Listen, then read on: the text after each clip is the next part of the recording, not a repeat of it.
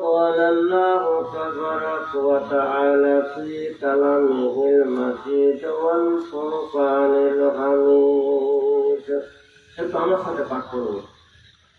أعوذ بالله من الشيطان الرجيم. بسم الله الرحمن الرحيم. إذ قال يوسف لأبيه يا أبت إني رأيت 11 كوكبا الشمس والقمر رأيتهم لي ساجدين. قال يا بني لا تقصص رؤياك على إخوتك فيكيدونك كيدا إن الشيطان للإنسان عدو مبين. وقال رسول الله صلى الله عليه وسلم إذا دعا الرجل امرأته إلى فراشه فابتغضن عليها الملائكة حتى تصبحا. আলহামদুলিল্লাহ, সমস্ত প্রশংসা যাবতীয় গুণগান আল্লাহ রাব্বুল আলামিনের জন্য, যে আল্লাহ তাআলা এই গ্রাম থেকে হাজার হাজার মানুষ থেকে আপনাকে আমাকে গুটি করে ইমানদার বান্দাদেরকে এই কোরআনের আলোচনা বসার শোনার তৌফিক দান করলেন। সে আল্লাহকে খুশি করার জন্য, যে আল্লাহর কাছে খুশি করলে জান্নাত পাওয়া যায়, যে আল্লাহকে খুশি করলে মাগফিরাত পাওয়া যায়, রহমত পাওয়া যায়, দয়া পাওয়া যায়, সে আল্লাহকে খুশি করার জন্য যে আল্লাহ তাআলা এই সুবর্ণ সুযোগটুকু আপনাকে আমাকে দান করলেন, তাকে খুশি করার জন্য সমস্ত বলি আলহামদুলিল্লাহ। তারপর লাখ দরুদ সালাম সাইয়্যিদুল মুরসালিন খাতামুন নবীয়্যিন মুহাম্মদ মুস্তাফা সকলে বলুন সাল্লাল্লাহু আলাইহি ওয়াসাল্লামের উপর। সম্মানিত উপস্থিতি, বাদ এশা থেকে প্রায় রাত 11টা বাজে। তারপর কি আমাকে কিছু কথা বলতে হবে? আপনারাই বলেন, বলতে হবে। তবে আমার একটা কিন্তু কথা, আপনারা যদি বয়লার মন্ত্রীর মতো যদি ছোড়াটোপা করেন, তার আগে আমি কিন্তু শেষ করে নেব। আর আপনারা যদি উঠেন, আমাকে আরো খারাপ লাগে। শ্রোতা কম হোক, এটা আমি কষ্ট পাই না। আমি কষ্ট পাই ওই সময় যখন মাহফিল চলাকালীন অবস্থায় যখন মানুষগুলো উঠে যায়, তখন কিন্তু সবচেয়ে বেশি খারাপ লাগে। লাগে না খারাপ? হ্যাঁ, খারাপ লাগে। তো এক মাহফিল চলছিল। কি চলছিল? মাহফিল। ভালো করে মনোযোগ সহকারে শুনবেন। মাহফিল চলছিল। আর সাধারণত দেখবেন বড় মাহফিল হোক আর ছোট মাহফিল হোক, ওই মানুষগুলি কিন্তু সব শেষত বসে। কেন বসে জানেন? খুব কষ্টে ফেকুট করতে জানে। মধ্যখানত বসছি, একটা লোক পার হয়ে যাইতে সমস্যা আছে। তার মানে আমার নিয়তের ভিতর অনেক গন্ডগোল আছে। কিসে গন্ডগোল? এক বক্তা কথা বলছেন, মানে মানুষগুলো দূরে বসেছে, সামনে আনার শেষ প্রান্তে বসেছে। তো এই বক্তা বলছে, ভাই আপনাদেরকে অনুরোধ করছি, আপনারা যারা স্ত্রী কথা মতো চলেন, দয়া করে হাঁটি হাঁটি পা পা করে স্ত্রীদের সামনে আসে বসেন। কি বলছেন বুঝতেছেন? আপনারা যারা স্ত্রী কথা মতো চলেন, দয়া করে এক পা দু পা করে হাঁটি হাঁটি করে স্ত্রীদের সামনে আসে বসে পড়েন। দেখতে দেখতে সবাই এক পা দু পা করে স্ত্রীদের সামনে বসে গেল। বলেন সুবহানাল্লাহ। কিন্তু একজন মানুষ ওই যে কর্নারে বসেছিল, ওই খুঁটিটা ধরে, ও কিন্তু খুঁটি ধরে বসে আছে। তার মানে এ তার স্ত্রী প্রথমত চলে না। বুঝতে পারছেন তো কথাগুলো? বুঝছেন তো? এখন এই বক্তা সাহেব বলতে, ভাই এই হাজার হাজার মানুষের মধ্যে আপনাকে একটা মানুষ পেলাম যে আপনি স্ত্রী কথা মতো চলেন না। এখন লোকটাদের বলছে, হুজুর এই কথাটা আপনার কে বললো? কে বললো যে আমি আমার স্ত্রীর কথা মতো চলি না? বলছে, আপনি যে সেখানে বসে আছেন, আমি যে বলছি যারা স্ত্রীর কথা মতো চলেন আপনারা আসেন, ভাই আপনি তো সেখানে বসে আছেন। বলছে, আমার স্ত্রী আমাকে বলেছে কয়টা পানও বাঁধে দিয়েছে, এক প্যাকেট পেটু সিগারেটও দিয়েছে, আর বলেছে, এই আমি তোমাকে হুকুম দিলাম মাহফিলে যেখানে বসবে এক পাও লড়বে না, ওখান থেকে বসে ওখান থেকে ডাইরেক্ট বাসায় চলে আসবে। এখন মৌলবী এখন বলতে ভাই তাহলে আপনি আপনার স্ত্রীর কথা মতো চলার কথা, আমিও বাইরে কোথায় এতগুলো মানুষ স্ত্রীর কথা মতো চলে, আমি আর স্ত্রীর কথা মতো না চলে কি লাভ হবে? আমি বরঞ্চ আমার স্ত্রীর কথাগুলো কড়াই ঘন্টায় আদায় করি। আপনার কথা না ধরলে না মানলে আমার কোনো সমস্যা নাই, কিন্তু আমার স্ত্রীর কথা না মানলে আমার রান্না বান্না বন্ধ করে দেবে। হুজুর আপনার কথা শুনে আমার শোনাটা খরচ না আমার স্ত্রীর কথা শোনার খরচ? কোনটা খরচ? স্ত্রীর কথা শোনা খরচ। তা আপনাদেরকে আমি অনুরোধ করছি কমপক্ষে 1 ঘন্টা থাকবেন, তো 1 ঘন্টা থাকবেন আপনারা। আপনার উঠবেন না তো? না ইনশাআল্লাহ, আল্লাহ দিলে তো কাজ নাই, তো খুব একটা কাজ আছে যে মাঠে ভুট্টা তো শেষ, ভুট্টা শেষ না, আর ধান তো মনে করেন হালকা পাতলা আছে ইনশাআল্লাহ। এখনো খুব একটা ব্যস্ততার মধ্যে আমরা নেই, আলহামদুলিল্লাহ বলুন। আচ্ছা, আমি আপনাদের সম্মুখে 9 ঘন্টা কোরআন সূরা, কোন নাম যেন সূরাটার নাম যেটা তেলাওয়াত করেছিলাম, সূরা ইউসুফ। কি তেলাওয়াত করেছি? সূরা ইউসুফ থেকে। আপনাদের যতটুকু ধৈর্য আছে, আপনাদের ধৈর্যকে আমি উপেক্ষা করব না, তবে যে কয়েকটা কথা বলবো আমি কোরআন এবং হাদিস থেকে কথা বলবো ইনশাআল্লাহ বলবো।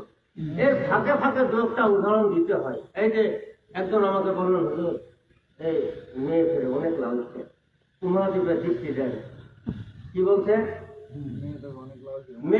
মেয়েদের প্রতি একটু দৃষ্টি দেন, তাদের সম্পর্কে কিছু বলেন। তবে বলতে বলতে তাদের সম্পর্ক যাবে, অথবা তাদের পক্ষেও যেতে পারে, বিপক্ষেও যেতে পারে। হ্যাঁ, আমি আপনার কি শুনতেছেন মনোযোগ সহকারে? না এই পারে দোষ এই পারে থাক, ওই পারে দোষ ওই পারে থাক, ওই দাদুনাদের মতো শুনলে হবে না। কিন্তু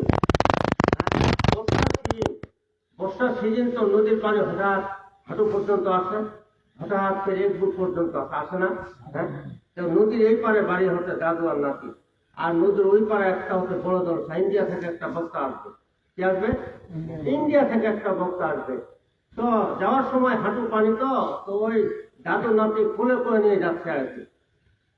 যাওয়ার পর শুনছে, বলছে যে মেয়েদেরও পর্দা করতে লাগবে, ছেলেদেরও পর্দা করতে লাগবে। ছেলেদেরও কিন্তু হাঁটুর উপর কাপড় তোলা যাবে না, এটা নিষেধ। এরকম দরজা শোনার পর দাদু নাতি যখন আপনার ওই নদীর কিনারায় আসছে, দেখতে যে পানি প্রায় 4 থেকে 5 হাত। এখন তো পানি পার হওয়া লাগবে তো না? হ্যাঁ, কয় হাত পানি? 4-5 হাত। যে হাঁটু পানি ছিল, এটা জোয়ার ভাটার ব্যাপার, যেখানে হাঁটু পানি ছিল সেখানে 4-5 হাত পানি ছিল। এখন দাদু নাতিকে বলছে, এখন এই নাতি দাদুকে বলছে, দাদু এখন কি হবে? কি হবে এখন? ওই যে ওয়াজটা শুনলাম, কি হবে? বলছে, এই নাতি তুই কোনো চিন্তা করিস না, ওই নদীর ওই পারের ওয়াজ ওইখানে রাখে আসবো, নদীর এই পারে নিয়ে আসবো না। কিভাবে? এখন দাদু লুঙ্গিটা বিকষ্টি মারছে আগে, নাতিকে নিয়েছে ঘাড়ের মধ্যে। কোথায় নিয়েছে? ঘাড়ের মধ্যে নিয়েছে। এই লুঙ্গিটা বিকষ্টি মারছে, বিকষ্টি মারার পর যত নামতেছে তত পানি বেশি। পরিশেষে লুঙ্গিটা তুলতে তুলতে এই লুঙ্গিটা উপর পাকা ফাঁসানে নাতি হাতক দিয়ে, কাকে দিয়েছে? নাতি হাতক দিয়ে লুঙ্গিটা তুলে আনে। কোথায় দাদু কি ব্যাপার? দর্শক তো শোনা হল কিন্তু বাস্তবায়ন হয়নি। বলতে লুঙ্গিটা বাঁচাই, তোর দরকার নাই, ওই নদীর ওই পারে দোষ ওই পারে থাক। এরকম করে যদি শুনেন আপনারা কিছুই বুঝবেন না। কিন্তু আমার সাথে পাঠ করুন, আউযু বিল্লাহি মিনাশ শাইতানির রাজিম, বিসমিল্লাহির রাহমানির রাহিম। إذ قال يوسف لأبيه يا أبت إني رأيت 11 كوكبا الشمس والقمر رأيتهم لي ساجدين। সূরা ইউসুফ থেকে আলোচনা করছি। মহান আল্লাহ তাআলা আপনারা জানেন, ইয়াকুব আলাইহিস সালামের 2 জন স্ত্রী ছিলেন, প্রথম স্ত্রী ঘরে 10টি পুত্র আল্লাহ তাআলা দান করেছেন। আলহামদুলিল্লাহ বলুন। মহান আল্লাহ কোরআন পাকের মধ্যে ঘোষণা করতেন, ওয়া ইয়াহাবু লিমান ইয়াশাউ ইনাসা ওয়া ইয়াহাবু লিমান ইয়াশাউ যুকুরা আও ইউজাব্বিজুহুম যুকুরান ওয়া ইনাসা। আল্লাহ তাআলা বলছেন, আমি আল্লাহ যাকে ইচ্ছা কন্যা সন্তান দিয়ে থাকি, যাকে ইচ্ছা পুত্র সন্তানও দিয়ে থাকি, আবার যাকে ইচ্ছা জোড়ায় জোড়ায় দিয়ে থাকে। দেওয়ার মালিককে আর নেওয়ার মালিককে। একটা ফকির দোয়া করছি, এটা ফকির কি কথা? আল্লাহ আল্লাহ দিবার মালিক কি আল্লাহ, খাবার মালিক কি আল্লাহ, লা ইলাহা ইল্লাল্লাহ। খুব সুন্দর দোয়া, দোয়াটা সুন্দর না? দিবার মালিক কি আল্লাহ, খাবার মালিক কি আল্লাহ, লা ইলাহা ইল্লাল্লাহ। তাহলে হযরত ইয়াকুব আলাইহিস সালামের দুজন স্ত্রী, প্রথম স্ত্রীর ঘরে ছিল 10 জন। কয়জন? একেবারে ফসফস দিকে। আলহামদুলিল্লাহ বলুন। এখন তো আমাদের সমাজে যদি প্রথমে যদি এরা কোনো রকম করে ছেলে, হ্যাঁ ওয়ার ঘা বোঝা জমিনে করে না, বোঝায় বোঝা আসমান করে। আর যদি এরা মেয়ে জন্মগ্রহণ করে, পরপর যদি 2টা মেয়ে কারো বাড়িতে জন্মগ্রহণ করে, মনে হচ্ছে ওয়ার পর গজব নাযিল হয়েছে। নাউযুবিল্লাহ বলুন। হ্যাঁ, আমি দেখেছি ছেলের বিয়ে দিয়েছে, ছেলের সন্তান হয়েছে, অথচ উপযুক্ত সম্পদ আছে, তারপরে মেয়ের বাড়িতে আশ্রয় নিয়ে মেয়ের বাড়িতে মৃত্যুবরণ করেছে। বলুন নাউযুবিল্লাহ। এগুলো হচ্ছে আদর্শ সন্তান। কোন সন্তান? কোন সন্তান এগুলা? আদর্শ সন্তান। মেয়েগুলোকে আমরা কি করে এভয়েড করি, অবহেলা করি। হ্যাঁ, আরে আপনি আমি মারা গেলে আপনার সন্তানের চেয়ে আপনার মেয়ে বেশি কান্না করবে, এটাই চূড়ান্ত। আপনার কন্যা সন্তান বেশি কান্নাকাটি করবে, আপনার পুত্র সন্তান কান্নাকাটি করবে, এটা আমি মানি। কিন্তু সদা সর্বদাই দুহাত করলে আল্লাহ দরবারে ফরিয়াদ করবে কে? বিপদটা, যাকে আমরা কি মনে করি? বিপদ মনে করি।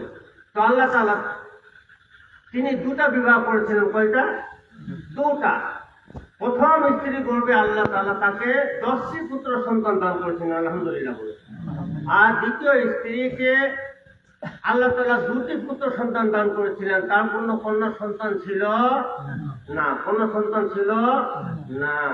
তবে আমাদের সমাজে যদি 2টা বিয়ে করা হয়, বিয়ে করাটা কিন্তু খুব সহজ। আপনি এক রাতে বিয়ে করতে পারেন, কোনো সমস্যা নাই। বিয়ে করাটা সহজ, কিন্তু বিয়ে করার পর যে স্ত্রী মাঝে যে ন্যায়ইনসাফ কায়েম করতে হবে, এটা করা খুবই কঠিন। কেউ দ্বিতীয় বিয়ে করার পর যদি ন্যায়ইনসাফ কায়েম না করে, আল্লাহ রাসূল বলছেন হাসরের ময়দানে তার একটি হাত একটি পা অচল অবস্থায় আসবে। বলুন নাউযুবিল্লাহ। একটি হাত একটি পা, তার মানে প্যারালাইসিস, তার মানে পক্ষাঘাত, মানে একটা পা একটা হাত অচল অবস্থা উঠবে। কেন অচল অবস্থা উঠবে? আপনি দ্বিতীয় বিয়ে করলেন। আল্লাহ কোরআনের মধ্যে দ্বিতীয় বিয়ে কথা বলেছেন, তার সাথে এটাও বলেছেন ফানকিহু মা তাবা লাকুম মিনান নিসাই মুসনা ওয়া সুলাসা ওয়া রুবা। আল্লাহ তাআলা আমাদেরকে বলছেন তোমরা ইচ্ছা মতো বিয়ে করতে পারো, 2টা করতে পারো, 3টা করতে পারো, 4টাও করতে পারো। ওয়াইন খেফতুম আল্লাহ তাআদিলু ফাওয়াহিদাতান। তবে খবরদার, বিয়ে করার পর যদি আপনি 2 স্ত্রীর মাঝে সমানভাবে বন্টন করতে না পারেন, তাহলে একলাহি বরকি টুনটুনি পাখিটাকে নিয়ে শান্তিতে থাকেন। আলহামদুলিল্লাহ বলুন। কার কথা এটা? আমার কথা কি? এই জন্য বলছি দ্বিতীয় বিয়ে করা সহজ, তবে এই দ্বিতীয় বিয়ে করার পর ঝামেলা মেটা খুব কঠিন। আচ্ছা, একটা উদাহরণ দিয়ে শুরু করি। একটা লোক ঝোঁকের মাথায় দ্বিতীয় বিয়ে করেছে। কোন মাথায়? ঝোঁকের মাথায়। আমি মাঝে মাঝে বলি, আপনার কিছু মনে পড়ে না, আমি মাঝে মাঝে বলি, আজ পর্যন্ত যদি গরু হাতখান থাকলে হালমের হাত মেয়ে সেদিন হিসাব করলো আমার বস্তু ডবল বেড়া হয়ে গেল 35। কিসের বেহা? ডবল বেহা মানে কি? এক স্ত্রী হচ্ছে আরেক স্ত্রী মরে যাবে, ওটা খারাপ ব্যাপার। ডবল বেহা করে দিচ্ছে। আজ পর্যন্ত আর হাতখান যদি 4 বছর থাকলে তুমি মুন্সির পদে মহনে পাচ্ছ না, উপায় তো নাই। হ্যাঁ, সবাই যদি যেখানেই করে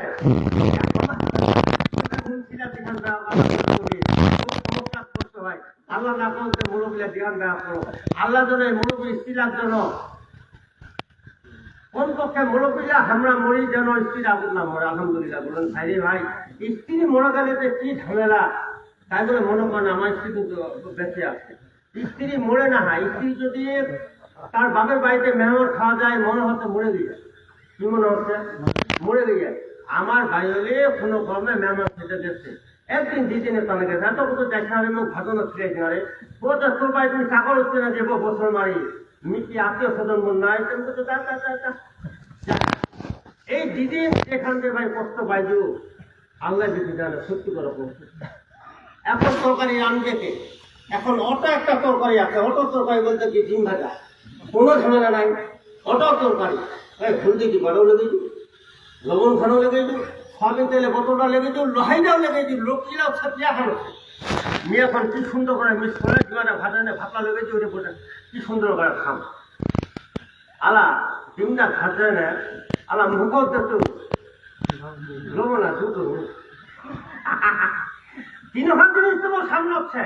আর ওই বাইরে যদি ওই ডিমটা ভাজে দিলে হ্যাঁ ওর বাপ দাদা 14 গোষ্ঠী গাল দেয় না, জান্নাত রিয়াদিন হয়নি।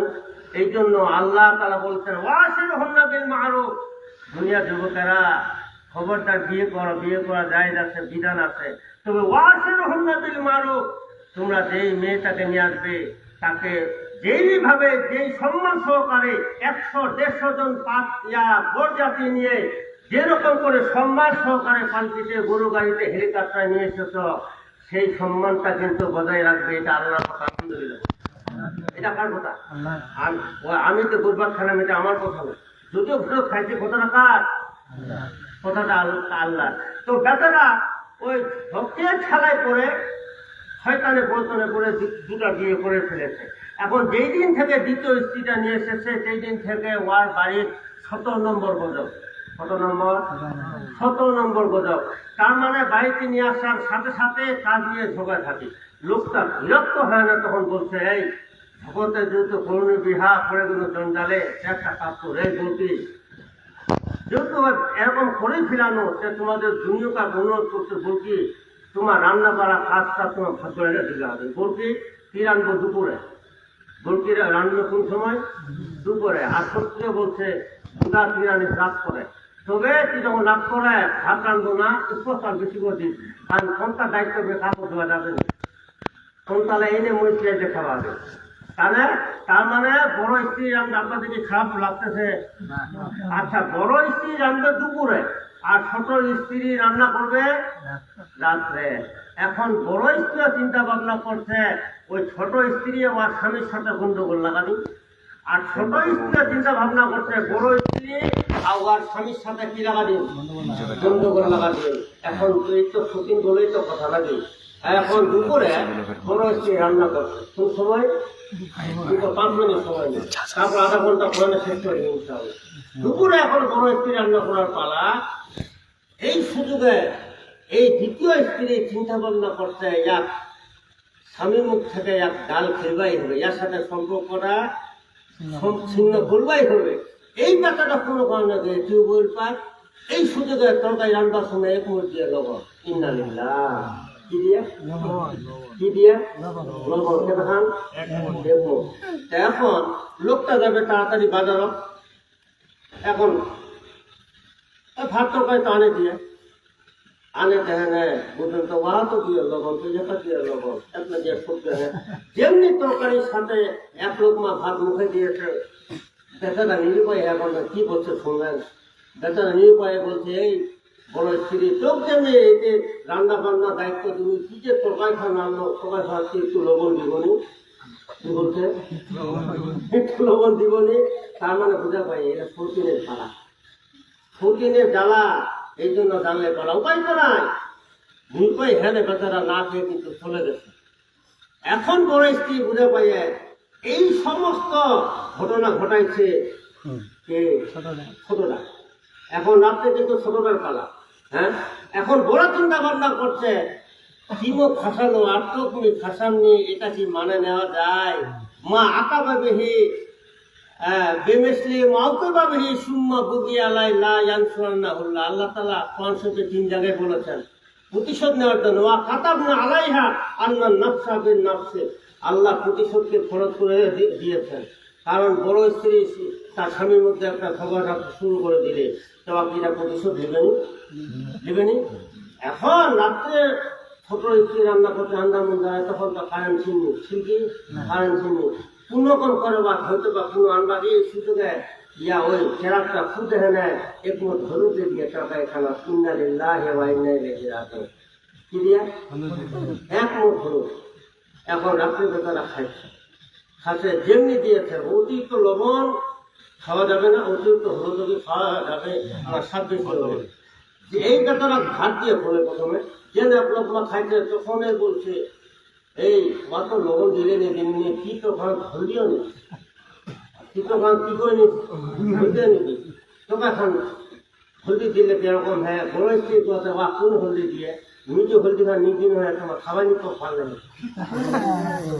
কি বলছে খাবারই পারলেন এখন বা ছোট স্ত্রী করতে দুপুরে বা কোন তরকারি লবণ দিয়ে যে খুঁটি লবণ দিয়ে মিয়া দিল নাহলে তো খাবারই পারলেন আপনি আসলে তো হলদি ছেলায় লবণের ছেলায় হতে ভাতে নিকা এটা হচ্ছে 203 কি জ্বালা ও সাবধানে শুনুন আল্লাহ রসুলের 2 স্ত্রী হযরতে আয়েশা আরেকজন দুজন ঝগড়াঝাটি করছেন 2 সতীন ঝগড়াঝাটি করতেন এটা মেসকাত শরীফের মধ্যে এসেছে আল্লাহ রসুল বসে আছেন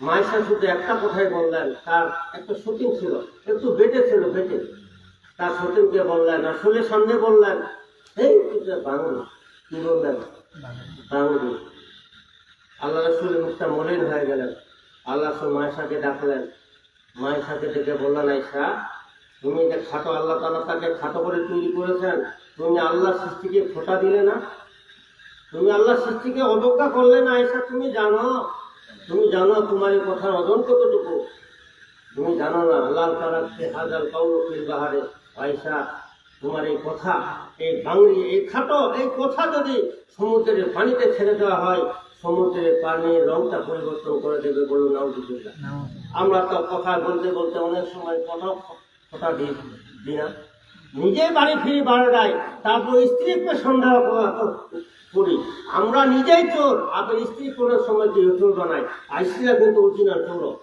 স্ত্রীরা কিন্তু অরিজিনাল চোর আল্লাহ একটা আয়াতে বলছেন ফাসলিহাতুল কানিতাতুল হাফিজাতুল লিল গায়ব আল্লাহ তাআলা মা বোনদের 3টা দিকের কথা বলেছেন ফাসলিহাত তাদেরকে নামাজি হওয়া লাগবে যেটা আমাদের মুক্তি সাহেব আলোচনা করলেন তাদেরকে রোজাদার হওয়া লাগবে তাদের সৎকর্মী হতে লাগবে ফাসলিহাতুল ওয়াল কানিতা এবং স্বামীর অনুগত্য স্বামীর অধীনস্থ থাকতে হবে স্বামীর আগে চলা যাবে না স্বামীর মতকে প্রাধান্য দিয়ে তাকে চলতে হবে ওয়াল হাফিজাতুল লিল গায়ব কোনো ক্রমে স্বামী যদি কোথাও মেহমান খেতে যায় এই তার স্বামী সম্পদগুলি রক্ষণা করার তার সন্তানগুলি রক্ষণা করার দায়িত্ব তার স্ত্রীর কথাটা আমরা বোঝা গেল তার মানে স্বামী যদি মেহমান খেতে যায় এই সম্পদগুলি রক্ষণাবেক্ষণ করার দায়িত্ব কার স্ত্রীর আর আমরা যদি কোনো রকম করে মেহমান খাওয়া যায় কোনো রকম করে যদি কয়েকটা বস্তা খালি ভুট্টা থাকে এই ফাঁকা দেখবেন 2 বস্তা ভুট্টা শেষ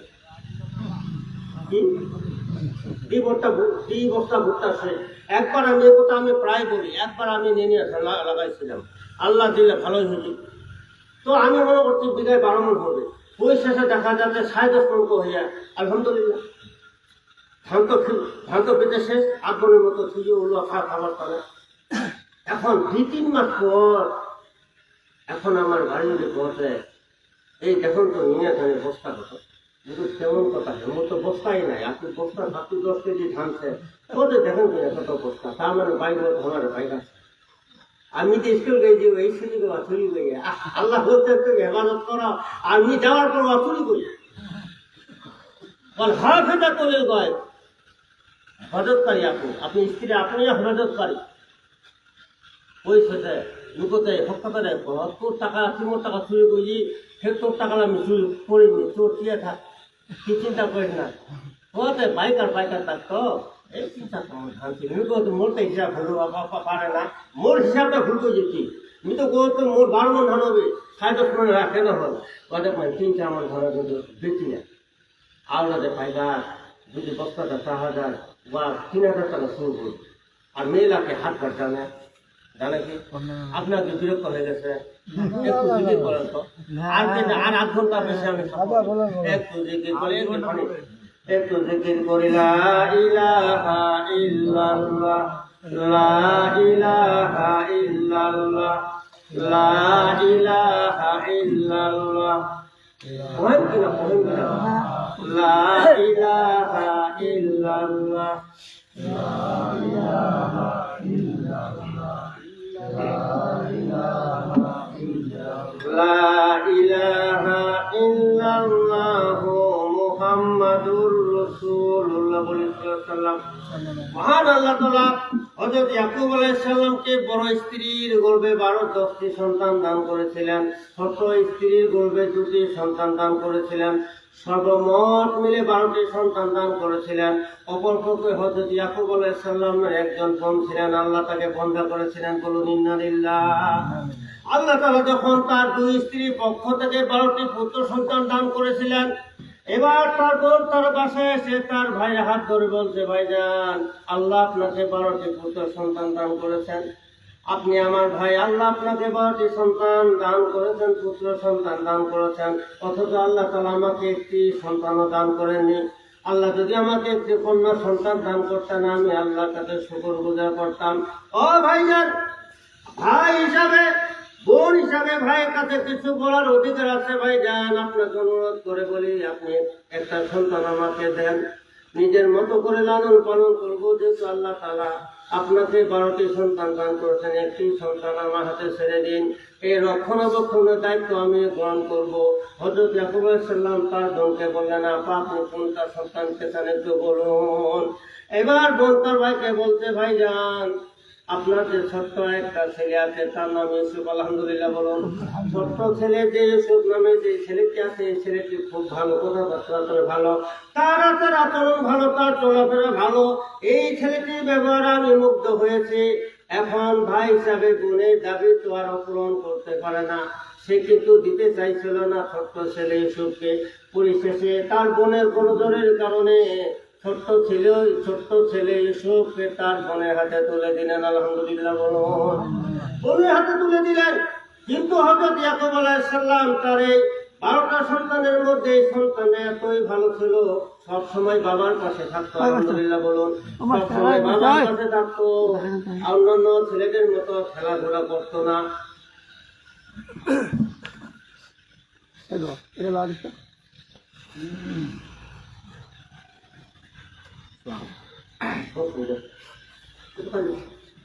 কথা বলেন না, কথা বলেন। তাহলে এবার ছোট্ট ছেলে ইউসুফ তার বোনের হাতে তুলে দিলেন। এখন নিরুপায় একটা বোন চেয়েছে, সারা জীবনে কোনো কিছু চায়নি, সে বয়সে চেয়েছে তার ছোট্ট ছেলে ইউসুফকে তার বোনের হাতে তুলে দেওয়ার পর ছেলেটা এতই ভালো ছিল, খুবই ভালো ছিল, ওই 11 জন থেকে সম্পূর্ণ ভিন্ন ছিল। সবসময় বাবার পাশে থাকতো, কোথাও খেলতে যেত না, তার ব্যবহার আচার ছিল সৌন্দর্যপূর্ণ। আলহামদুলিল্লাহ বলুন। কিন্তু 1 বছর 2 বছর যাওয়ার পর মাঝে মাঝে হয়তো ইয়াকুব আলাইহিস সালাম তার বোনের বাড়িতে যেতেন তার সন্তানটাকে দেখার জন্য, আবার চলে আসতেন। এইভাবে যাতায়াত করতে করতে এমন সময় এসে যায় তার মনটা ভেঙে যায়। কোনো ক্রমে ছোট্ট ছেলে ইউসুফকে না দেখলে তার মন ভালো লাগে না। একদিন তার বোনের বাড়িতে গিয়ে বলছে, বোন, তোমাকে একটা কথা বলি, তুমি আমার কাছে আবেদন করেছ, আমি আবেদন পূর্ণ করেছি, আমি তোমার কাছে আবেদন করি, তুমি আমার আবেদন পূর্ণ করো। বোন বলছে, ভাইজান, আমার যদি আবেদন পূরণ করার মতো যদি ক্ষমতা থাকে আমি সরাই গন্ডাই আদায় করবো, বলুন আপনার কি দাবি দেওয়া আছে। এবার ভাই বলছে বোনকে, বোন, তুমি ছোট্ট ছেলে ইউসুফকে আমার হাতে তুলে দাও, কারণ অন্য 11 জন সন্তান, যে কোনো একটা সন্তানকে তুমি সারা জীবনের জন্য রেখে দাও, আমি তোমাকে ছেড়ে দিতে পারি, আমার কোনো আপত্তি নাই। কিন্তু তুমি বলে যাচ্ছ আমার 7,000 ধনকে নিয়ে এসেছো, আর এই 7,000 ধনকে আমি একবার না দেখলে কোনো ক্রমে আমার মনটা স্থির থাকে না। বলুন আলহামদুলিল্লাহ। কোনো ক্রমে স্থির থাকে না। এবার তার বোনের বাড়ি থেকে নিয়ে আসলেন। বাপ এবং ছেলে একসাথে চলাফেরা করছেন, অন্য বাচ্চাদের মতো কোনো মিথ্যা কথা বলে না, খরচাতুরি কথা বলে না, অন্যান্য বাচ্চার মতো খেলাধুলা করে না, সবসময় তার বাবার পাশে থাকে। আলহামদুলিল্লাহ বলুন। সবসময় তার বাবার পাশে আছে। এবার একদিন ছোট্ট ছেলে ইউসুফ আলাইহিস সালাম তার বাবার হাতটা ধরলেন, বললেন, বাবার হাতটা ধরে এবার বললেন, আব্বা জান, আপনার সাথে আমার কিছু গুরুত্বপূর্ণ কথা আছে। আলহামদুলিল্লাহ বলুন। আপনার সাথে আমার কিছু গুরুত্বপূর্ণ কথা আছে আব্বা জান। সব কথা সব জায়গায় বলা যাবে না, কারণ আমার বিপক্ষে আরো 10 জন বাহিনী আছে। আপনার সাথে যদি আমি অফলাইনে কথা বলি আব্বা জান, আমার বিপদ হতে পারে। এবার ছোট্ট ছেলে ইউসুফ তার বাবার হাতটা কাছের মধ্যে এসেছে, তিনি একটা গাছের ছায়ার মধ্যে গেলেন।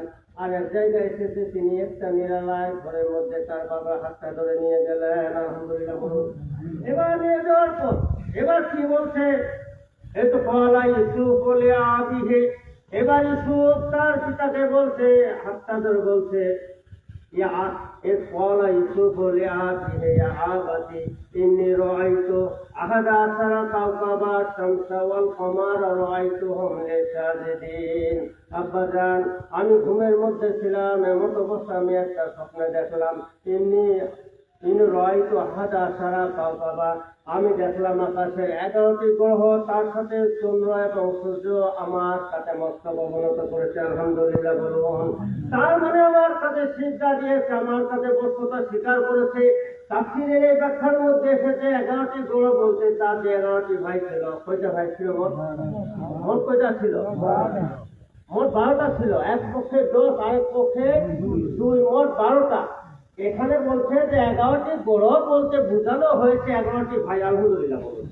আর শামসাওয়াল কমারা, মন এবং খান, এই চন্দ্র সূর্য বলতে তার পিতা মাতাকে বোঝানো হয়েছে। আলহামদুলিল্লাহ বলুন। রায়তো হোমলি সাজেদিন, মস্তক অবনত করেছে বা সেজদা করেছে আমার কাছে, এর মানে হচ্ছে তাকে নবী বলে স্বীকার করেছে। আলহামদুলিল্লাহ বলুন। এবার বাবা বুঝতে পেরেছে এই ছেলেটা তো আমার অবশ্যই ভালো, অবশ্যই এই স্বপ্নটা তো ভালো হতে পারে। এবার তার ছেলেকে বলছে, ইয়াকুব আলাইহিস সালাম, ছোট্ট ছেলে ইউসুফকে বলছে, ইয়া বুনাইয়া, হে আমার ছেলে, লা তাকসুসু ইয়াকা আলাই কুওয়াতাকা, তোমাকে অনুরোধ করে বলে, তোমাকে ভালোবাসা দিয়ে বলে, তোমাকে আদর দিয়ে বলে, খবরদার এই স্বপ্নের কথা তুমি তোমার নিজের ভাইকেও বলবে না। কায়দা, এই কথা যদি কোনো কম করে তোমার ওই 10 ভাইয়ের কাছে পৌঁছে যায়, কায়দা, তাহলে তারা তোমাকে পৃথিবী জমিন থেকে মেরে ফেলার চেষ্টা করবে। বলুন নাউযুবিল্লাহ। কোনো ক্রমেই বলবে না এই কথাগুলো। যখন বাপ এবং ছেলে নিরালায় বসে যখন গল্প করছিল, হঠাৎ ওই 10 ভাইয়ের মধ্যে এক ভাই কিন্তু সমস্ত কথাগুলো শুনেছে। বলুন নাউযুবিল্লাহ। তার মানে যেখানে বাঘের ভয় সেখানেই সন্ধ্যা হয়, যেখানে বাঘের ভয় সেখানেই সন্ধ্যা হয়। কিন্তু ওই 10 ভাই কোনো ক্রমেই শান্তিতে থাকতে পারছিল না। এই ছোট্ট ছেলে ইউসুফ এবং তার পিতাকে কি করে একটু দূরত্বটা বাড়ানো যায়। নাউযুবিল্লাহ বলুন। এবার এই যখন কথাগুলো শুনছিলেন, এবার 10 ভাই একেবারে সংক্ষিপ্ত আকারে, আমি বলছি আমি 12টার মধ্যে শেষ করবো ইনশাল্লাহ। এখন 11টা 22, 12টার মধ্যে শেষ করবো। আপনার মনোযোগ সহকারে শুনুন। আমি কিন্তু কোরআনের কথাগুলো বলছি, আমার বাচ্চাদের কথাও না হয় আর কোনো অন্য আনুষঙ্গিক কিস্সা কাহিনীও না। আমি কিন্তু কোরআনের কথাগুলো বলছি, আপনারা একটু শোনার চেষ্টা করুন। যা কিছু আমি বলার চেষ্টা করছি কোরআন থেকে। আলহামদুলিল্লাহ বলুন। আমি যে বানানো কথা বলছি, আপনি কোরআন জানে বসে থাকেন, আমার কথার সাথে আপনি যদি মিল না পান, আমি চলে যাব, আমি চলে যাবো এখান থেকে। সম্মানিত উপস্থিতি, এবার যখন তার 10 ভাইয়ের কথাগুলো শুনলেন, এবার 10 ভাই কানে কানে ফিসফিস করে বলছে, আমাদের একটা জরুরি মিটিং করার দরকার। নাউযুবিল্লাহ বলুন। আমাদের 10 ভাই মিলে একটা জরুরি মিটিং করার দরকার। এই 10 ভাই জরুরি মিটিং ডেকে তারা একটা মাঠের মধ্যে চলে গেলেন, জরুরি ভিত্তিতে একটা মিটিং ডাকলেন। ইউসুফ ওয়া আখুহু আহাব্বু ইলা আবিনা মিন্না ওয়া নাহনু উসবাতুন ইন্না আবানা লাফি যালালিন মুবিন।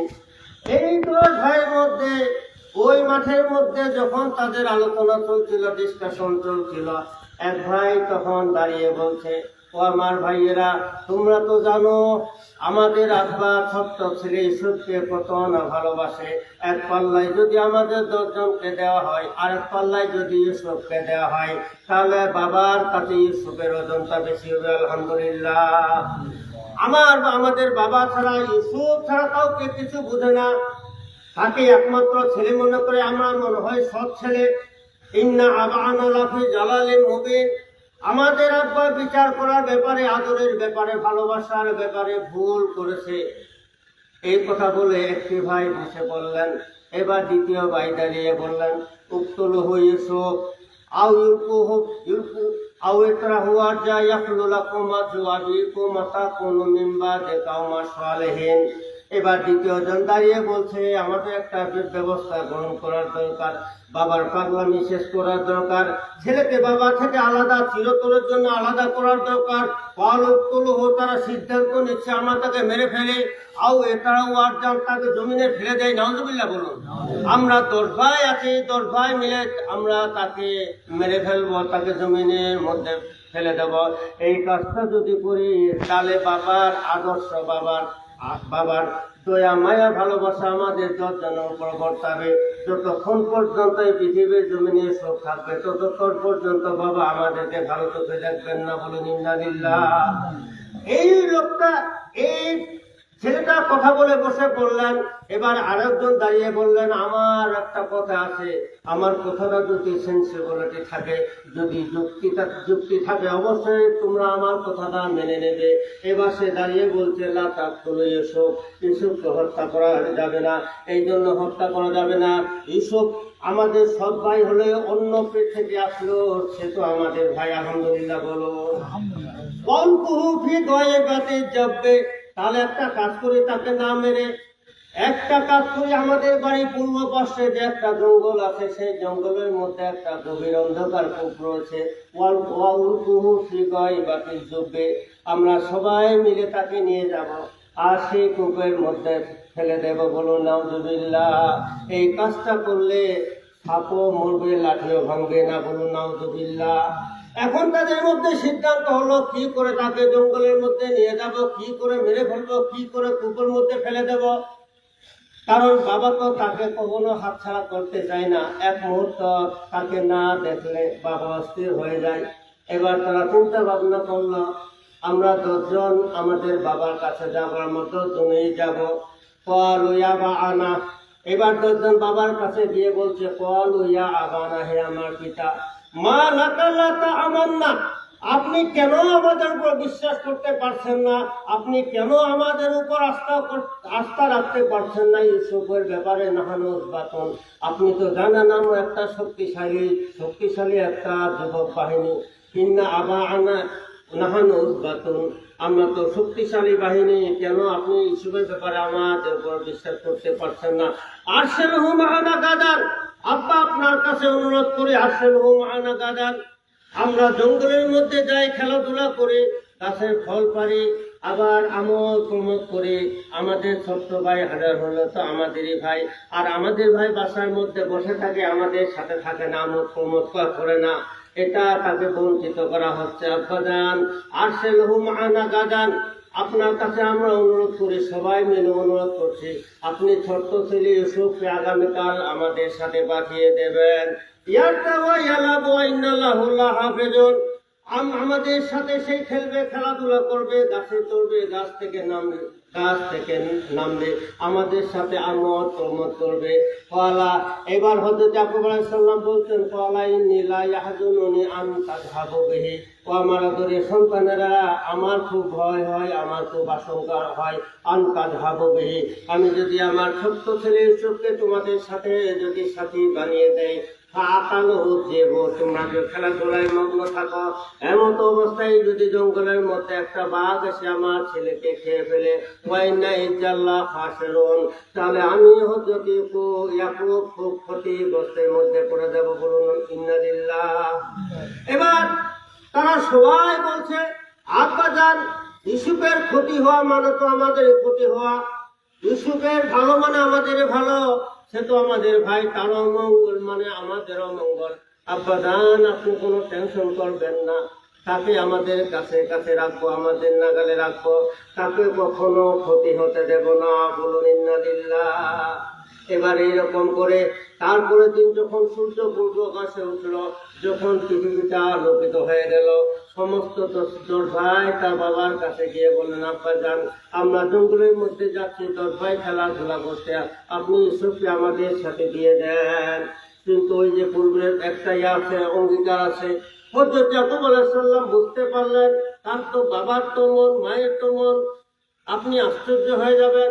আপনার সন্তান যদি দেশে থাকে অথবা দেশের যদি বাইরে থাকে, আপনার সন্তান যদি কোনো রকম করে অসুস্থের মধ্যে থাকে, সর্বপ্রথম যে আঘাতটা করে সেই আঘাতটা করে তার মায়ের মনে। আলহামদুলিল্লাহ বলুন।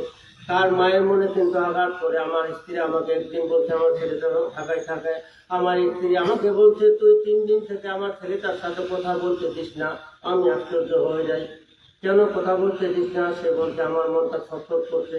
আমি বলছি কেন, কি জন্য আমার মনটা অস্থির হয়ে যাচ্ছে? তুমি আমাকে একটু মোবাইলটা দাও। আমি তখন মোবাইলটা কানেকশন করে দিলাম।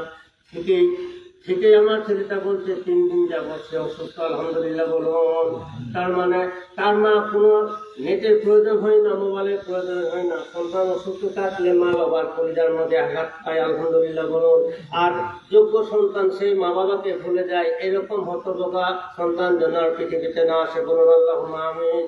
সম্মানিত উপস্থিতি, এবার বাবা চিন্তা ভাবনা করলেন, এবার তারা নাছরবান্দা কোনো ক্রমে ছাড়বে না, তাদের হাতে ছেড়ে দিতেই হবে। এবার তিনি ছোট্ট ইউসুফকে কোলে করলেন, আদর করলেন। তার মধ্যে রয়েছে কপালে অনেকগুলো চুম্বন দিলেন। চুম্বন দিয়ে ওই 10 ভাই হাতে ছেড়ে দিলেন। বলুন ইন্না লিল্লাহ। এই 10 ভাই তাকে কি সুন্দর করে আমানত হিসাবে গ্রহণ করার পর এই বাসা থেকে পূর্ব দিকে কিছু যাইতে, কিছু দূর যাইতে না যাইতে এবার অকথ্য ভাষায় গালিগালাজ শুরু করেছে। বলুন নাউজুবিল্লাহ। অকথ্য ভাষায় গালিগালাজ করতে করতে আর কিছু দূর যাইতে না যাইতে আবার কিল ঘুষি মারা শুরু করে দিয়েছে। হযরত ইউসুফ ছোট্ট একটা ছেলে, সর্বকনিষ্ঠ ছেলে। এই ছোট্ট ছেলে ইউসুফ যখন তাকে নির্যাতন করা হচ্ছে, যখন তাকে অত্যাচার করা হচ্ছে, দুচোখের পানি ফেলে দিয়ে বলছে, ভাইয়েরা তোমরা আমার বাবার কাছ থেকে কি বলে আমাকে নিয়ে এসেছ, কিন্তু আমি দেখতেছি তোমরা আমাকে আমানত হিসাবে, আমার হেফাজতকারী হিসাবে তোমরা নিয়ে এসেছ, কিন্তু দেখতেছি রাস্তা যাইতে যাইতে কিল ঘুষে মারা শুরু করে দিয়েছ। ও ভাইয়েরা আমার, কি অপরাধ ছিল আমার? এইরকম কেন আমাকে শাস্তি দেওয়া হচ্ছে? কেন শারীরিক নির্যাতন করা হচ্ছে? আমাকে কেন গালি গালাজ করা হচ্ছে? এবার তাদের মধ্যে যে এক ভাই যে কথাগুলো শুনেছিলেন, এবার বললেন, ইউসুফ রে, এমনি আমাদের বাবা তোমাকে সবচেয়ে বেশি ভালোবাসে। এর মধ্যে তুমি একটা খণ্ড স্বপ্নের ব্যাখ্যা বাবার কাছে পেশ করে আমাদেরকে সম্পূর্ণ ধরে ফেলে দিয়েছে। বলুন ইন্না লিল্লাহ। এই জন্য তোমাকে একটা শাস্তি পেতে হবে।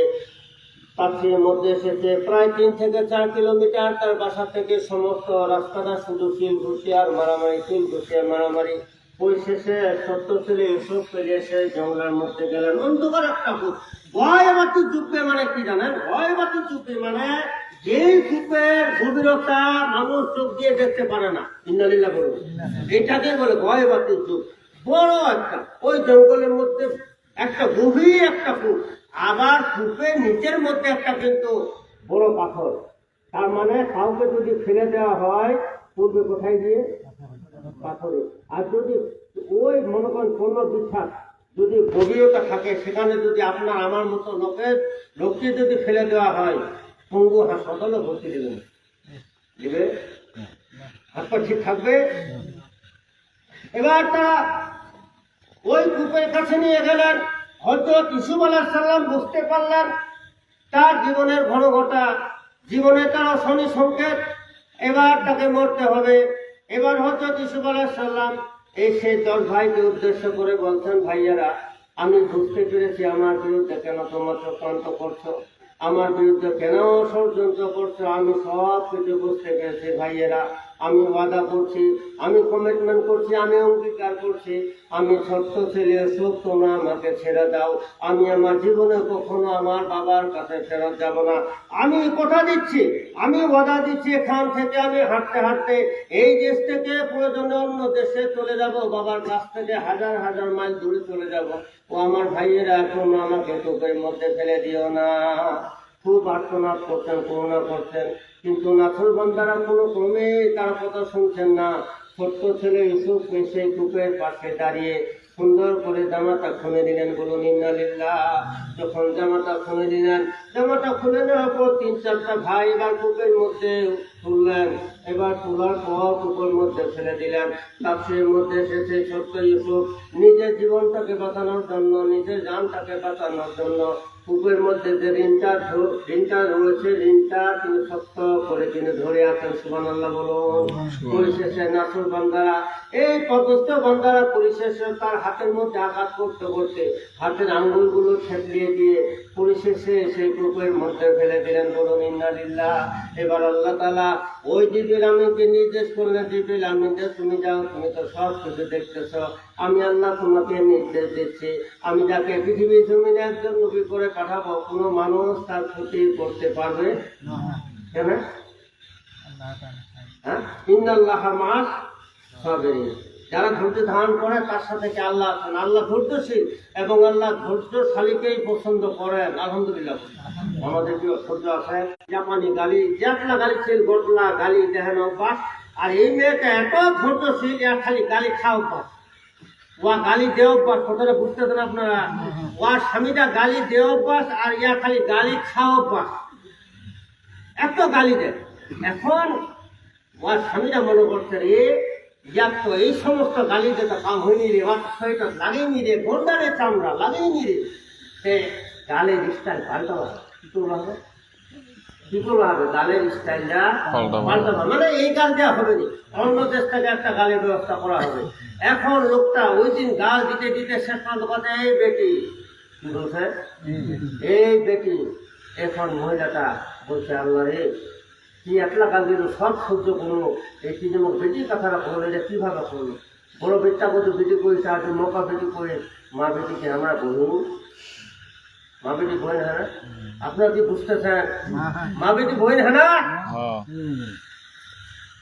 এখন এই লোকটা রেলওয়ে হয় না, ওই কারণে সর্দার সাহেবকে বিচার দেওয়ার জন্য গেছে।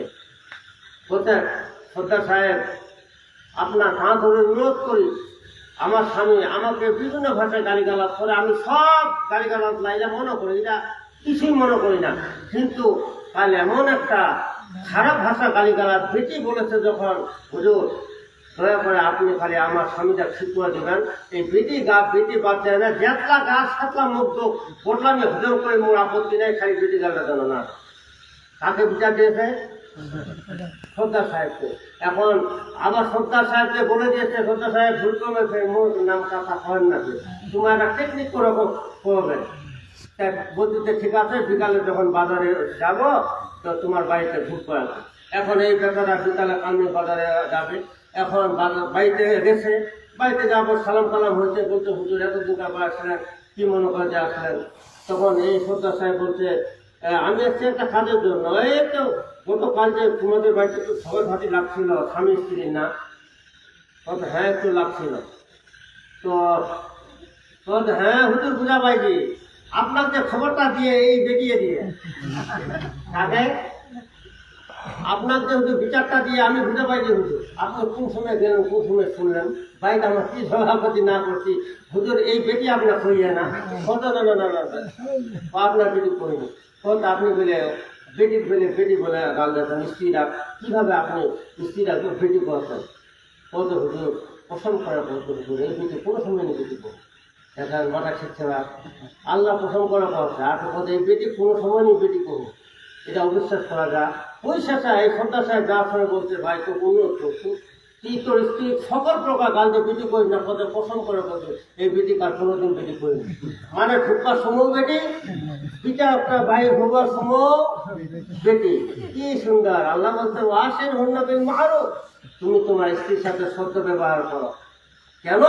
বিমা ফাদ্দালাল্লাহু বা'দুহুম আলা বা'দ, স্ত্রীদেরকে যেমন স্বামীর উপর অধিকার দেওয়া হয়েছে, স্বামী তেমনি স্ত্রীর উপর অধিকার দেওয়া হয়েছে। আলহামদুলিল্লাহ বলুন। আর মা বোনদেরকে বলবো, আপনারা একটু স্বামীকে মান্য করেন। স্বামী যদি মৌলবী হয়, তার স্ত্রীকে কি বলে? মৌলবিয়ানি। আর তার স্বামী যদি ডাক্তার হয়, তার আমার স্ত্রী কি করে? ডাক্তারি। অথচ আপনারা কোনো পাশেই করেননি, তারপর ডাক্তার নেই। তার মানে এটা কার মর্যাদা? স্বামীর মর্যাদা। আর যদি স্বামীরা কেউ হয়, আমার স্ত্রীরা কি করবে? এইটা বলা যাবে, বদগুণ। বলবেন এটা তো বলা যাবে না। আমি মা বলতে বলছি স্বামীর পরিচয় কিন্তু আপনার পরিচয়। আমার স্ত্রী মুরগানি করতে আল্লাহ পছন্দ করে বলতে আলে বাতাসা ওই মাস্টারটা মাথাটা খাছাড়া কোনোই পড়েনি, তারপরে আপনাদের হুজরানি। তার মানে মাদেরকে উদ্দেশ্য করে, বোনদেরকে উদ্দেশ্য করে বলছি আপনার স্বামীর মর্যাদাই কিন্তু আপনার মর্যাদা। বিমা ফাদ্দালাল্লাহু বা'দুহুম আলা বা'দিন লিরিজালি আলাইহিন্না দারাজাত। আল্লাহ দুজনকে মর্যাদা দিয়েছেন, তবে স্ত্রীকে স্বামীর উপর মর্যাদা একটু বেশি দিয়েছেন। আলহামদুলিল্লাহ বলুন। কেন বেশি দিয়েছেন? সকালে 8টার সময় এই রোদে যাচ্ছে ধান কাটটা, ভুট্টা ভাঙবা যায় না, হ্যাঁ? আবার কিছু কিছু যুবক তার স্ত্রীকে ওই মাঠে ভুট্টা ভাঙতে দেয় না, এটা করা যাবে না। ওয়াল্লাযী খালাকাকুম মিন নাফসিন ওয়াহিদা ওয়া খালাকা যাওজাহা লিয়াসকুনা আলাই। আল্লাহ তাআলা বলছেন ওয়াল্লাযী খালাকাকুম মিন নাফসিন ওয়াহিদা, আমি এক আত্মা থেকে তোমাদের, আমি এক নফস থেকে তোমাদের তৈরি করেছি, সেখান থেকে স্বামী স্ত্রীরা তৈরি করেছি, এবং স্বামী স্ত্রীকে বিয়ে করবে, বাড়িতে থাকবে, এটাই চূড়ান্ত। আলহামদুলিল্লাহ বলো। আলহামদুলিল্লাহ। তারপরও আমাদের আমার স্ত্রী লাগছে মাঠে ঘাটে যে লেবরাতি, এটা যে আমার জুলুম হচ্ছে না, জুলুম হচ্ছে না আমার? তারপরও দেখেন আল্লাহ তাআলা বলছেন ইয়া আইয়ুহার রাসূল ইন্না আহলাল্না লাকা আজওয়াজাকা আল্লাতী আতাইতা উজুরাহুন্না। আল্লাহ তাআলা আল্লাহ রাসূলকে ডেকে বলছেন, হে রাসূল, আপনি যখন বিয়ে করবেন, যতক্ষণ না দেনমোহরের পরিশোধ করবেন ততক্ষণ পর্যন্ত আপনার স্ত্রী হালাল হবে না। আল্লাহ কাকে বলছেন? নিহালুক, তেতেরুক, পেরপেরুক, ভালুক, কাকে বলছেন? আল্লাহ তার রসুলকে বলছেন। আপনাকে আমাদের তো কোনো ব্যাপারই না। আল্লাহ তাআলা তার রসুলকে বলছেন, রসুল ইন্না আহলাল্না লাকা আজওয়াজাকা, আপনার স্ত্রী আপনার জন্য এতক্ষণ পর্যন্ত হালাল হবে। আল্লাহ কি আতাইতা উজুরাহুন্না, যতক্ষণ পর্যন্ত আপনি দেনমোহর পরিশোধ না করেন। আমরা কয়জন স্ত্রী দেনমোহর পরিশোধ করেছি? আল্লাহ পছন্দ করে বলছি আপনারা যদি দেনমোহর পরিশোধ না করেন, এখনো সময় আছে, যদি পরিশোধ না করেন হাসরের ময়দানে অপরাধের চোরের তালিকায় আপনাদের নাম তালিকাভুক্ত হবে। এই জন্য আপনার কষ্ট ভোগ করতে হবে। এটা চূড়ান্ত কথা, এটা আল্লাহ তাআলার কথা। পরিশোধ করেছি আমরা। এরা যুবক ওই আপনার ওই গ্রামীণ ব্যাংক থেকে নিয়ে একটা লোন, থেকে গ্রামীণ ব্যাংক থেকে একটা লোন নেন, একটা খরচ দূর নিয়েছে। কি মাঝে মাঝে কি কথা বলেন, দুধটা পুষ্টি হুজুর ছিঁড়ে কিন্তু দুধ খাতে মোরা গ্রামীণ ব্যাংক এলাকাতে। কেমন কথা? গ্রামীণ ব্যাংক থেকে দুধ খানা কি এই যে গোটটা লোন থেকে লিনু, গোটটা দুধ বেচে না গ্রামীণ কিস্তি দিবা লাগছে, গ্রামীণ ব্যাংকের খাতে কে খাতে? ওরা খাতে, কে খাতে? গ্রামীণ ব্যাংক। এই লোকটা ওই একটা লোন নিয়ে একটা খরচ নিয়েছে, আবার গরুটা নেওয়ার পর একটা বাচ্চা হয়েছে, আল্লাহ দিলকে 4-5 দুধ হতে, ওই দুধ বিক্রি করে আবার কিস্তিও পরিশোধ করছে। কি করছে? কিস্তি পরিশোধ করছে। আমার মতো মুরব্বী ওয়াজ শুনেছে যে দেনমোহর পরিশোধ করা খরচ। কি দেনমোহর পরিশোধ করা খরচ না করলে হাসরের ময়দানে ধরা খেতে হবে। এখন এই বেটারা জলসা শোনার পর বাড়ি পাকিস্তি চারি খাদা নেই, ওয়াল স্ত্রী কোনো বসায় নিনে বসায় নিনে এই স্ত্রী মহা ভুল করছো। এই তো সমাজে আমি 5-7 মাস যে সংসারটা করছো, এই সংসারটা বলতে যাই হয়নি। এরা কথা কেন কি হতো একটা একদিন তো এই সমস্ত কথা নিয়ে এখন কেন বলতে স্ত্রী এইটা যদি আমি কামনি করো হাসরের ময়দানে অপরাধের তালিকায় থাকতে হবে। আজ থেকে আমি পছন্দ করে বলতে স্ত্রী তো জন্ম হিসাবে তো বাইরটা দিবি। মোট তো জমি নাই লিখে দিন, আমার তো টাকাও নাই, আমার মানুষের গরু বেঁচে জন্ম পয়সা পাওয়া তো ঠিক না। তুমি তো গোটটা দিয়ে দিল জন্ম হিসাবে, তুই আমার দাবি দাবি করিস না। ইয়াকে ঠিকই যা যেহেতু গোটটা দিয়ে দিয়ে তার মানে গোটটা মোর বেচলেও মোর, থাকলেও মোর, বেচলেও মোর, থাকলেও মোর, কত ভালো। এখন এই বেটারা যে রাত 12 ছুটিয়ে এখন দিনের 12টা বাজছে, কোনো লোক উঠার খবর নেই।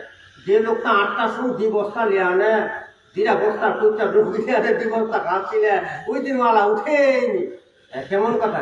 এখন তার স্ত্রী গিয়ে তখন বলছে উঠুনি ভোটটা তো ভাষা দিলে কি হবে ডাকি না, ইয়ার কথা আমি আর উঠিম কেন, আমি তো ঘুমাই থাকি, কোথায় কেন ঘুমাতাম প্রতি কত টুকুর আমি জন্ম দিবি না।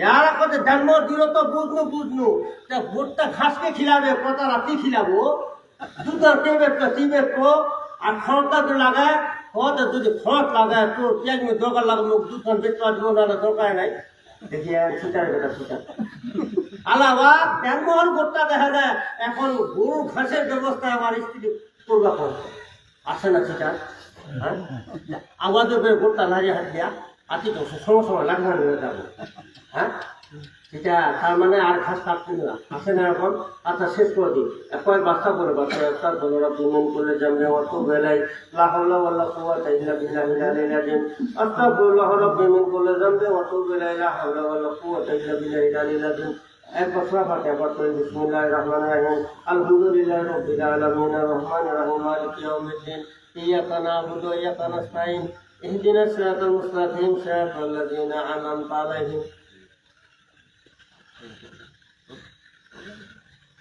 أنعمت عليهم غير المغضوب عليهم ولا الضالين آمين ويغفر صفة اللهم صل على محمد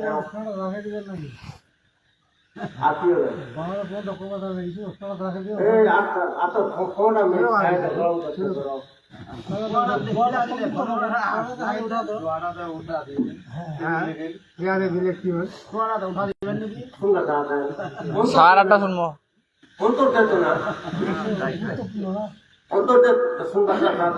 তাহলে আমার সাথে পাঠ করুন একটু তোমরা ঘুমে একটু বিদায় দিন একটু উচ্চ কণ্ঠে পাঠ করো না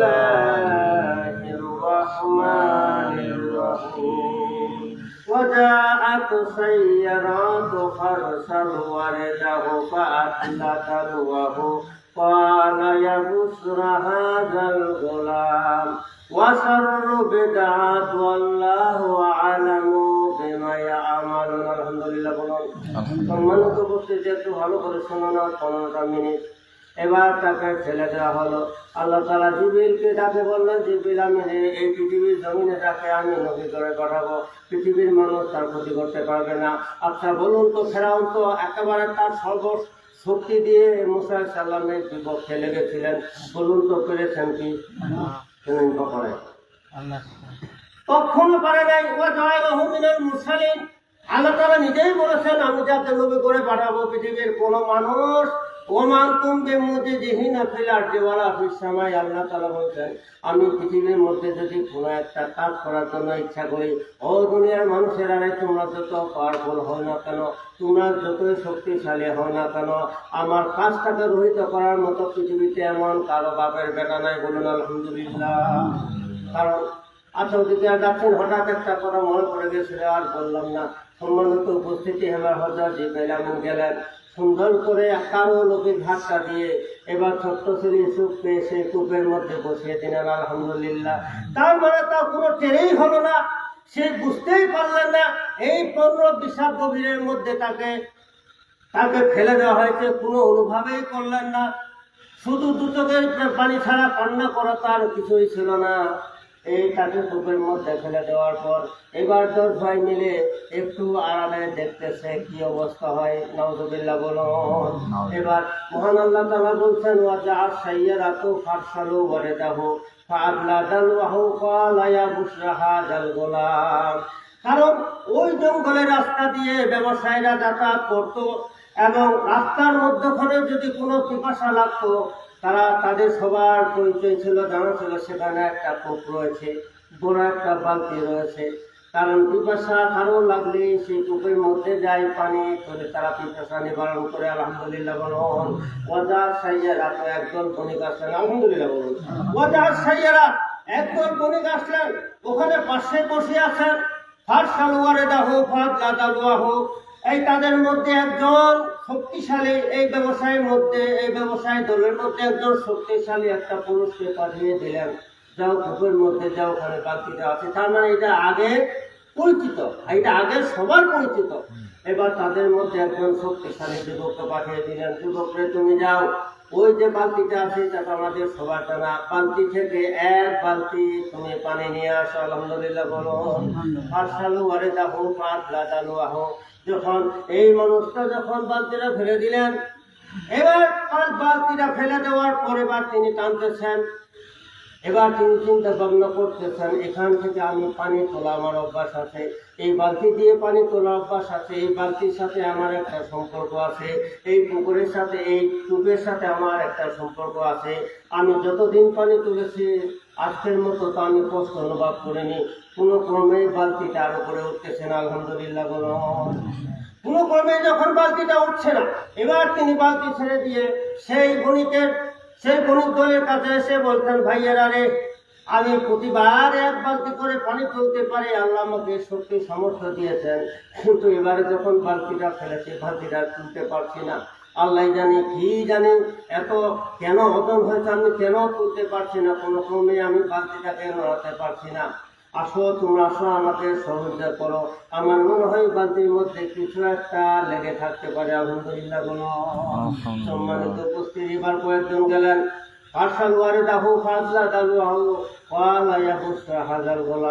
এবার কয়েকজন সেই বালতিটা রশিটা ধরে টানতেছেন আর দেখতেছেন মনে হয় 2 মণ ওজন। আলহামদুলিল্লাহ বলুন। এবার 4-5 জন মিলে টানা শুরু করে দিলেন। এবার টানতে টানতে যখন বালতিটা একেবারে পুকুর উপরে উঠলো, হাজার গোলাম। আলহামদুলিল্লাহ বলুন। হাজার গোলাম। এবার তারা দেখে আশ্চর্য হয়ে গেলেন আর বললেন, হাজার গোলাম। হাইরে হাইরে, পৃথিবীতে অনেক বাচ্চা দেখেছি, অনেক রাজার ছেলে দেখেছি, অনেক জমিদারের ছেলে দেখেছি, সুন্দর ছেলে দেখেছি, আপনার শাকিব খানকে দেখেছি, ইলিয়াস কাঞ্চন জসিমকেও দেখেছি, কিন্তু এই বাচ্চাটার মতো সুন্দর একটা বাচ্চা আমরা জীবনে দেখি নাই। মহান আল্লাহ বলছেন, ওয়াশুরু বেদাত ওয়াল্লাহু আ'লামু বিমা ইয়া'মালুন। এবার তা চিন্তা ভাবনা করলো, ঠিক আছে, তো আমাদের তো উপকারই হবে, এই বাচ্চাটাকে কিন্তু আমরা বিক্রি করতে পারবো। বলুন নাউজুবিল্লাহ। তখনকার বাজারে কিন্তু মানুষ বিক্রি হতো, আপনারা কি জানেন এটা? তখন বাজারে কৃতদাস হিসাবে, কৃতদাস মানে কি, কেনা গোলাম। মানুষকে ক্রয় করে নিত এবং তার অধীনস্থ থাকতে হতো। অনেক সময় নির্যাতনও করা হতো। একটা সূরার মধ্যে আছে না, আলাম নাজআল্লাহু আইনাইনে ওয়া লিসানান ওয়া শাফাতাইনে ওয়া হাদাইনাহু নাজদাইনে ফালাকাহামা মালাকাবা ওয়া মাদাকা মালাকাবা। এখানে বলে তাকাবা, দাস মুক্তি। আলহামদুলিল্লাহ বলো। এটা আবার কোনো মানুষ যদি ইচ্ছা করে একটা রোজা ভঙ্গ করে, যদি তার কৃত দাস থাকে, তাকে স্বাধীন করে দিতে হবে। কিসে? রোজার কাফারা। যদি দাস না থাকে, তাকে 2 মাস কন্টিনিউ 60 দিন রোজা রাখতে হবে, নাহলে 60 জন মিসকিনকে খাদ্য খাওয়াতে হবে। খুব কঠিন কাজ। আমার রোজাটা কি মনে করি সম্মানিত উপস্থিতি, ওয়াশুরু বেদাত। তারা চিন্তা ভাবনা করলো, এই ছেলেটাকে যদি আমরা বাজারে বিক্রি করি আমরা টাকা পাবো, এমনি আমাদের ব্যবসা হবে, আমরা টাকা পাবো। আল্লাহু আ'লামু বিমা ইয়া'মালুন। ওই মানুষগুলি কি কাজ করতেছে সব কিছু আল্লাহ তাআলা দেখতেছেন। বলুন আলহামদুলিল্লাহ। ওয়া শারাউ বিবাকসিন দারহিমা মাদুদাতিন। মহান আল্লাহ তাআলা কোরআন শরীফের মধ্যে বলছেন, ছোট্ট ছেলে ইউসুফকে এবার তারা সাথে করে নিয়ে গেলেন। ওই দিক থেকে 10 জন শয়তানের বাচ্চারা, বাচ্চাকে বলা যাবে না, ওই শয়তান 10 জন যুবকেরা কি সুন্দর করে দেখতেছে তার ভাইয়ের দৃশ্য। নাউজুবিল্লাহ বলুন। আর এই বণিকের দল এই ইউসুফকে এবার কি কোন হাত ধরে এবার নিয়ে যাচ্ছে রাস্তায় বিক্রি করার জন্য। যাইতে যাইতে অসারাও বিবাকছেন তারা হিমামা দুদাতিন, কয়েকটা দিরহাম, কেউ বলছে 20 দিরহাম, কেউ বলছে 30 দিরহামের বিনিময়ে ছোট্ট ছেলে ইউসুফকে কি করে দিলেন? বিক্রি করে দিলেন। যখন ছোট্ট ছেলে ইউসুফকে যখন রাস্তায় ওই বিপরীতে যখন রাস্তায় নিয়ে যাচ্ছিল, ভাইরা তখন বলছে আমাদের কাজ হয়ে গেছে, তখন এখন আমরা চলো কোথায় যাই? বাড়ি যাই। এখন বাড়িতে যে যাবে, ওইদিকে রাখেই দিলাম, এখন যে বাড়িতে যাবে, এখন বাপকে এখন কি সান্ত্বনা দিবে, এই হিসাবে তারা এখন তারা রাস্তার মধ্যে পরামর্শ করছে। শয়তানেরা কি করছে? পরামর্শ করছে, এইখান যে কাম করো, এখন বাপক কি করবো? এখন ও যাও আবাহুম এসাও ইয়াকুন। মহান আল্লাহ তাআলা বলছেন, ও যাও আবাহুম, তারা পিতার কাছে আসলো এসার সময় ইয়াকুন, মানে 2 চোখের পানি ফেলে। তারা এসার সময় দু চোখের পানি ফেলে পিতার কাছে এসে বলতে ক্বালু ইয়া আবানা, বলছে হ্যাঁ আমাদের পিতা, ইন্না যাহাবনা নাস্তাবিকু, আমরা জঙ্গলের মধ্যে একটা প্রতিযোগিতা করছিলাম, আমরা 10 ভাইয়ের মধ্যে একটা প্রতিযোগিতা করছিলাম, কি আগে যেতে পারে, কি আগে আসতে পারে। ওয়া তারাকনা ইউসুফা ইনদা মাতাইনা, আর আমাদের যে জামা কাপড়গুলো ছিল এই কাপড়গুলোকে পাহারাদার হিসাবে ইউসুফকে আমরা রেখে দিয়েছিলাম। আলহামদুলিল্লাহ।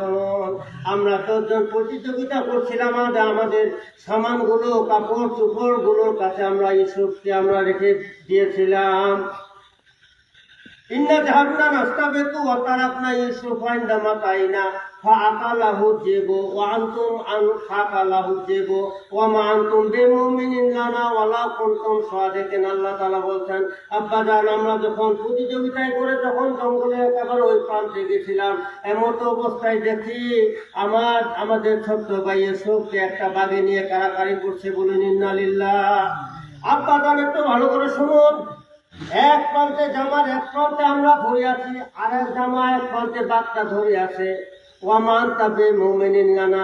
আব্বাজান, আমরা যে কথাগুলো বলছি আপনি আমাদের কথাগুলো বিশ্বাসই করবেন না। আল্লাহ কুনতুম সাদিকিন, যদি আমরা সত্য কথা বলে থাকি আপনি আমাদের কথায় বিশ্বাস করবেন না, আমরা যেটাই বলছি সেটাই সত্য। ও জাওয়ালা কামিসিহি বিদামিন কাযিব, তারা কি করলো, আসার সময় ওই জামাটা একটা ছোট্ট বকরি জবাই করার পর জামাটাকে রক্ত মাখায় নিয়ে আসে। আচ্ছা বলুন তো, একটা ছাগলের রক্ত আর মানুষের রক্ত পার্থক্য হবে না?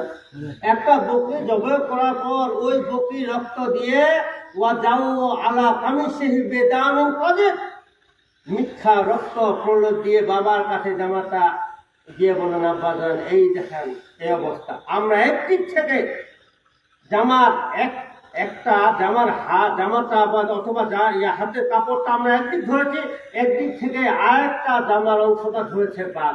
তার মানে আমরা দুজনেই চেষ্টা করছি আব্বা, আমরা যতজনই চেষ্টা করছি আমরা ব্যর্থ হয়েছি। পরিশেষে আমরা এই জামাটা নিয়ে আসছি। হযরত ইয়াকুব আলাইহিস সালাম দেখলেন জামাটা একটা বোতাম ছিঁড়ে নাই।